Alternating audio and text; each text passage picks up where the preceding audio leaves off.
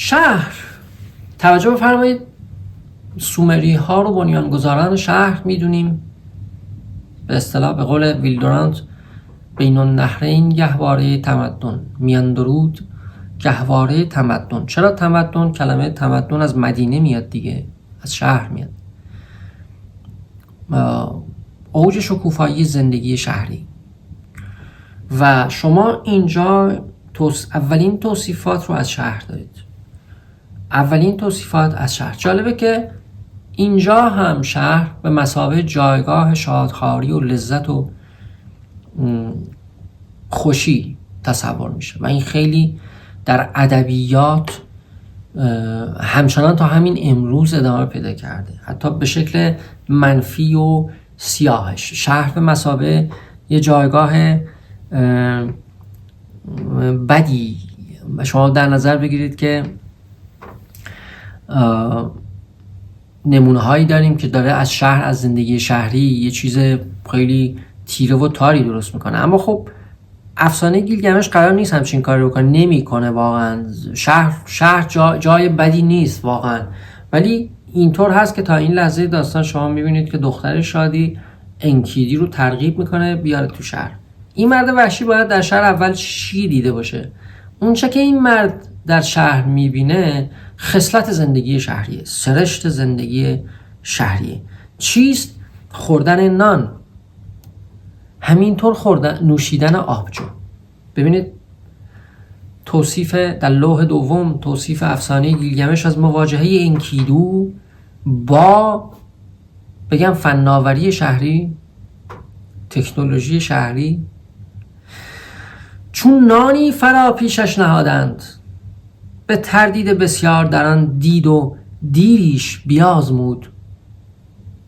انکیدو نه از خوردن نان خبر داشت، نه در کشیدن فوگان آموخته بود. فوگان یعنی آبجو، معربش فقاع. زن هوشمند دهان گشوده با او گفت نان بخور انکیدو که نشان فرهیختگی است این.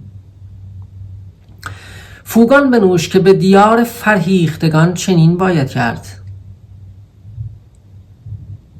انکیدو چنان نان بخورد که سیر آمد، به 7 کرت از سبو فوگان نوشید. خلق و خوش دیگر شد و سرخوش به ترنم آمد. دلش از خرمی لبریز آمد و سیماش گشاده شد. پیکر سخت را آبی برزد و چندان که تن به روغن براندود با انسانی شباهت یافت. جامه‌ای در پوشید و یکی کد خدای را ماننده شد.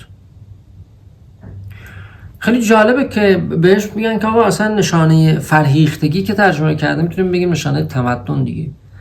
یا آدم متمدن نون میخوره، آبجو مینوشه. حالا بگذاریم ممکنه بعدها متأخر در زندگی شهری حالا همچین چیزهای ممکنه خنده‌دار هم جلوه کنه، ولی شهر اینطور متمایز میشد چون شهر جایی بود که مردم پس از 10,000 سال یا 100,000 سال ساکن شده بودن، کشاورزی داشتن، چیزهایی رو میتونستن به تعبیر رنگنون میتونستن زمین رو رها کنن، زمان بگیرن، یعنی سرمایه گذاری روی دراز مدت، روی لانگ ترم بکنن. این به اینها اجازه میداد که برنج بکارن و نان به عمل بیارن و آبجو و یا محصولات دیگه و به این ترتیب در حقیقت یک جانشینی یا زندگی شهری اولین محصولات یا اولین دستاوردهاش همچین چیزهایی بوده.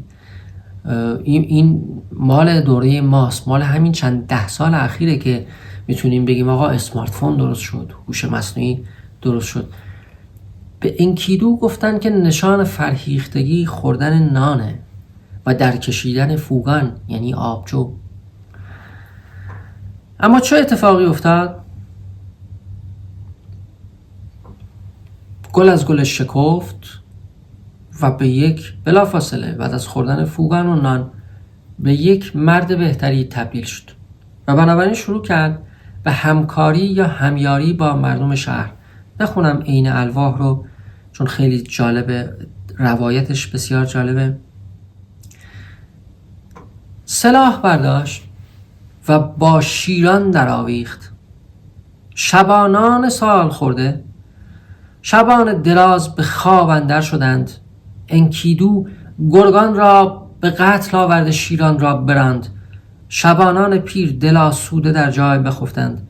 انکیدو برنای چالاک آزادگر یگانه، پاس ایشان همی داشت. به این ترتیب اولین نشانه های یا اولین ماحصل استفاده از فناوری های شهری، چون که افسانه گیلگمش گزارش میده، در حقیقت اجتماعی شدنه. یعنی انکیدو اجتماعی تر شد و به خصوص به پیران کمک کرد. به اینها کمک کرد که گرگان و شیران رو از گله ها دفع کنند و خودشون با خیال آسوده بخوابند، با توجه به قدرت بدنیش، فیزیکی که داشت و اصلا ساخته شده بود برای اینکه با گیلگمش در واقع هماویز بشه، گلاویز بشه. خیلی راحت میتونست تعداد زیادی از پیرمردان رو از خودش راضی و خوشنود بکنه. برای من هم این تصویری که از شهر به دست داده میشه به مثابه جایگاه شادخواری خیلی شبیه مجموعه سین سیتیه که فکر میکنم اغلب شما میشناسید. ساخته آقای فرانک میلر از اون کومیک استریپ که حداقل 2 فیلم ساخته شده، فکر میکنم آخرش 2012 در اومده بیرون. شما دیدید این فیلم رو؟ اسمش از سین سیتی. سین سیتی در واقع لوکیشنش، یعنی جایی که در داستان این اتفاق ها میفته، اسمش از بازین سیتی.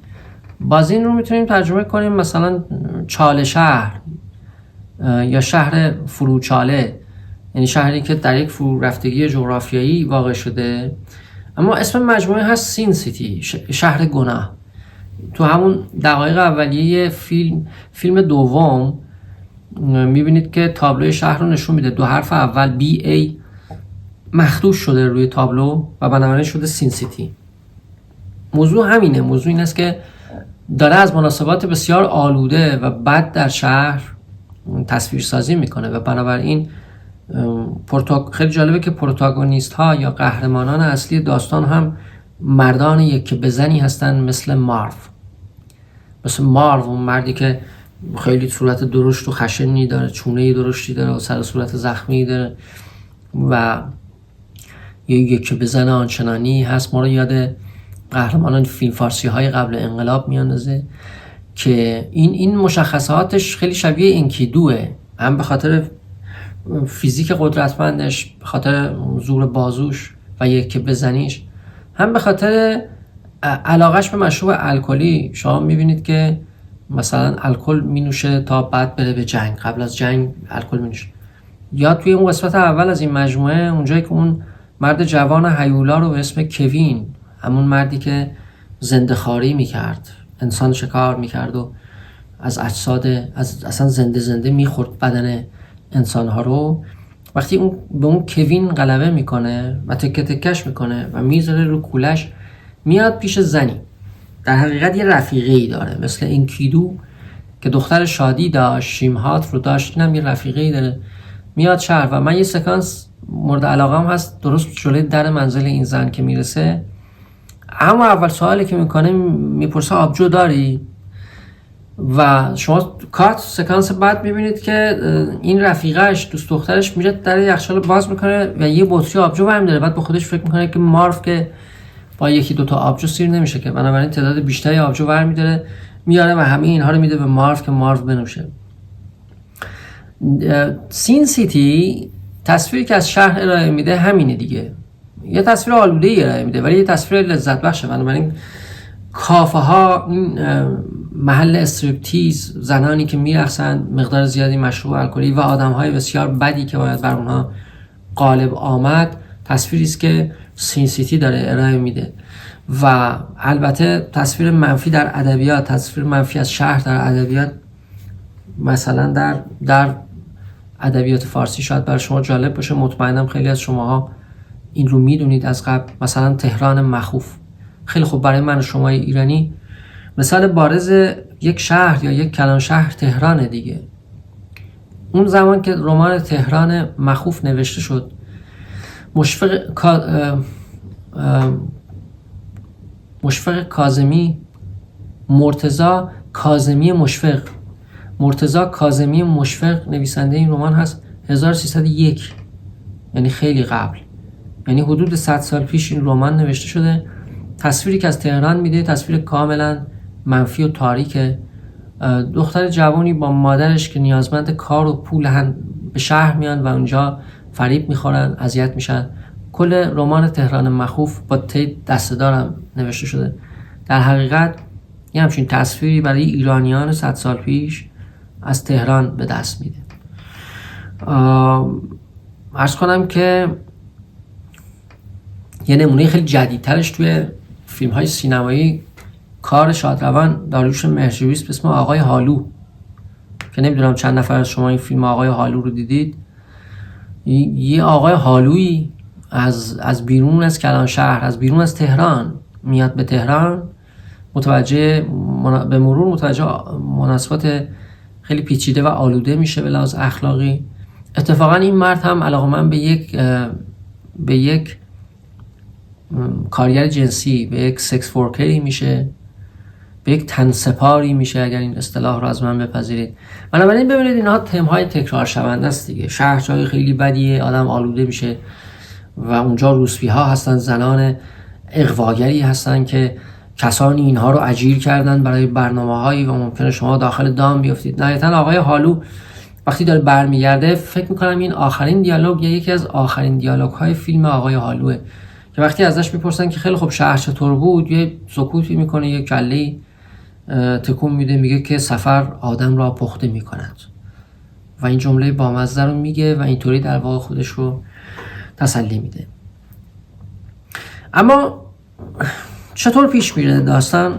توجه بفرمایید که انکیدو رو اصلا کشاندن به شهر تا با گیلگمش گلاویز بشه و به اصطلاح من و شما امروز اصطلاح عامیانه شاخ گیلگمش رو بشکنه. متوجه میشه در بدو ورود به شهر که مجلس بزرگی آراسته است، گیلگمش در شرکت داره و راه رو بر گیلگمش سد میکنه. از روی این حس و روحیه رقابتجویی مردانه که خب دیدید که در حقیقت دختر شادی یا شیمهات هم تحریکش کرده بود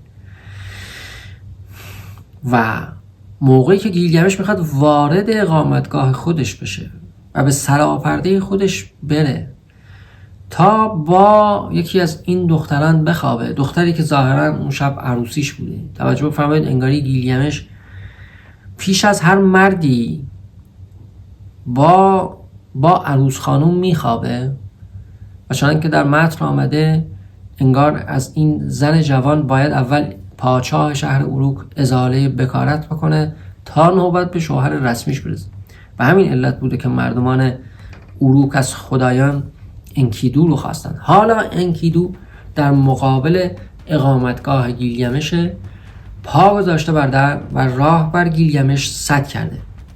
ادامه داستان: گیلگمش در این مرد که سر راه بر او گرفته بود به دقت نظر کرد. گیلگمش نیک در اون نگریست، هم از آن گونه که در دشت به جهان آمده بود به خشم انباشته همی بود. انکیدو خود را بر سر راه وی افکند و آن دو در میدان بزرگ شهر با یکدیگر چهره در چهره شدند. انکیدو در را به پای خیش سد کرد و گیلگمش را رخصت ورود نداد. آنان پنجه در پنجه کردند و همچون زور آزمایانی کرده کار به هم در آویختند.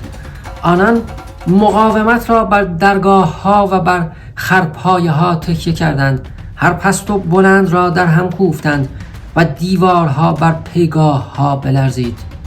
آنگاه گیلگمش انکیدو را پشت خم کرد، اما پای وی همچنان بر خاک استوار بماند.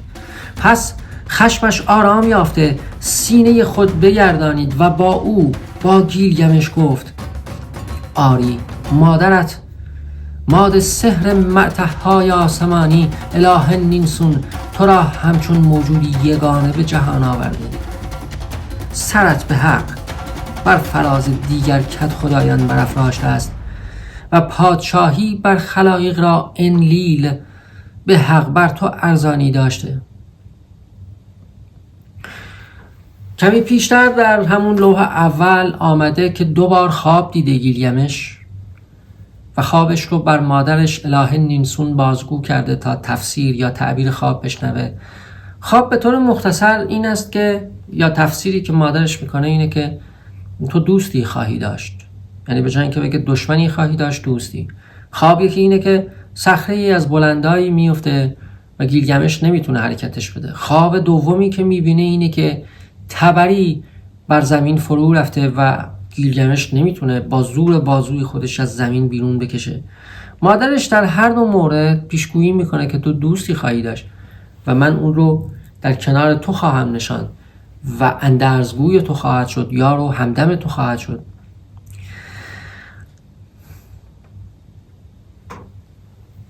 اگر مردمان شهر اوروک کسی رو خواستن تا نجاتشون بده از یک حاکم ستمگر مثل گیلگمش، من و شمایی که ذهنمون آمیخته است با این همه داستان و به ویژه قصه های مذهبی، یاد مفهوم ماشیه عبرانی یا سوشیانس ایرانی میافتیم. درسته؟ ما ایرانیان یاد مفهوم سوشیانس میافتیم که مصادیقش مثلا فریدون که با نیکمردی به اسم کاوه که تسلیم در واقع نیرنگ های سیاسی نمیشه، هم دست میشه و با مردم نیکسرشت و مردم حق طلبی که پشتشون هستن بر یک حاکم سیاسی به اسم ضحاک غلبه میکنن.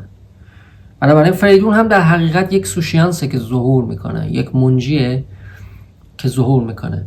نمونه های دیگری در افسانه های ملی خود ما داره. در واقع کیخسرو هم یک، به تعبیر یهودی ها، یک ماشیه بود، یا به تعبیر خود ما ایرانیان یک سوشیانس بود. چرا؟ چون پدرش سیاوش رو مظلومانه میکشند، افراسیاب دستور قتلش رو میده، کیخسرو ظهور میکنه و پس از جنگ های پیاپی و ماجراهای دراز کینخواهی میکنه از پدرش و بر اون غلبه میکنه. همینطور در جهان عهد عتیق یا کتاب مقدس یهودیان هم همینه دیگه. موسی خودش در حقیقت کسی است که یک سوشیانس ظهور میکنه علیه یک حاکم ستمگر سیاسی به اسم فرعون، با کمک این بردگان که به سطوح آمدن از ظلم قیام میکنه و نهایتاً موفق میشه که مردمش رو از مصر بیرون بیاره و به سرزمین موعود ببره.